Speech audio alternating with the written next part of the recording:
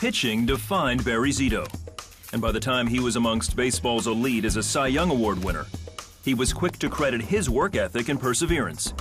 In fact, to suggest his rise to the top was anything other than his own determination was an insult.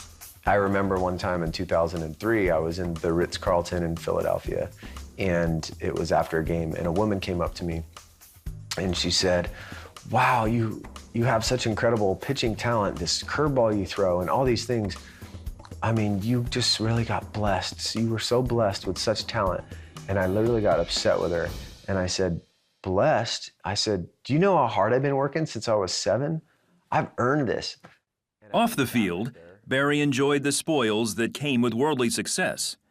It completed his identity as baseball star and Hollywood playboy. I identified with success in nightlife or in that Hollywood scene as a part of my identification of self, my value as a person. And it almost became an extension of success on the field. But in 2007, when Barry achieved the most lucrative contract for a pitcher in baseball history at the time, he didn't plan on his career taking a downswing. His mounting losses weren't meeting expectations, and fans turned on him.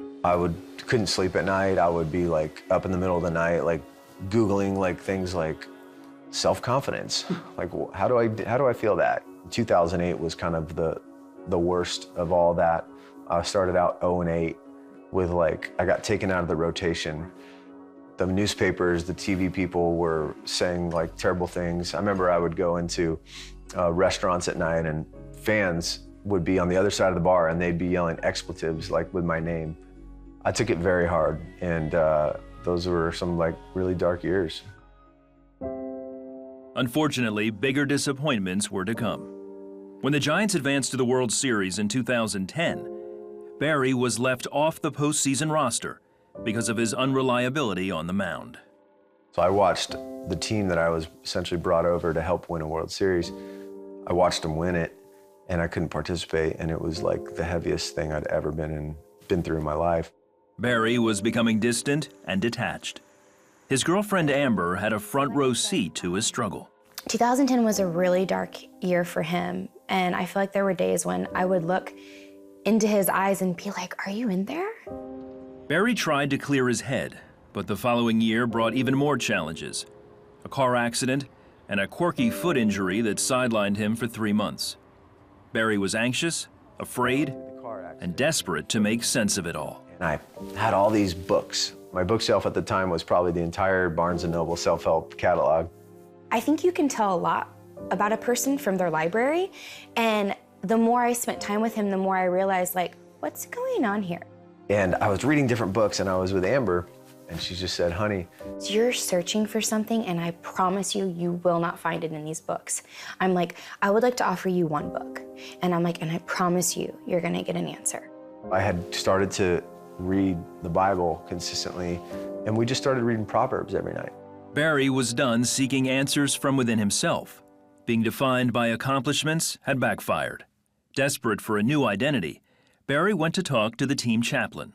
I need help, man. I cannot do this. I've gone to therapists, I've read self-help books, I've relied on my own strength as much as I can. I've exhausted all of my possibilities. And I said, I think I'm ready to, to trust someone else, something else beside what I can muster.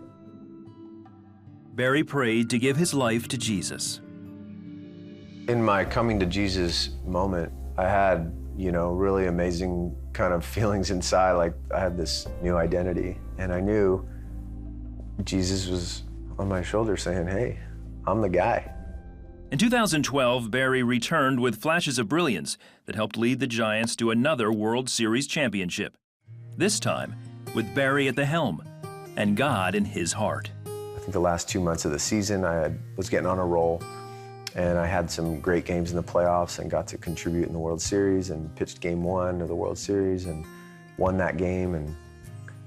And the entire experience was about God. It was not about me. As Barry retires from his baseball career, he's found peace and purpose in life. Now married to Amber, they're enjoying parenthood for the first time, never losing sight of the new life they have discovered in Christ. There are times when I can feel alone, even now, and I realize it's because I get caught up in my own neuroses of my humanness. And when I step back and say, hold on, I'm not alone at all. I'm a whole, complete person because my life is in Jesus Christ.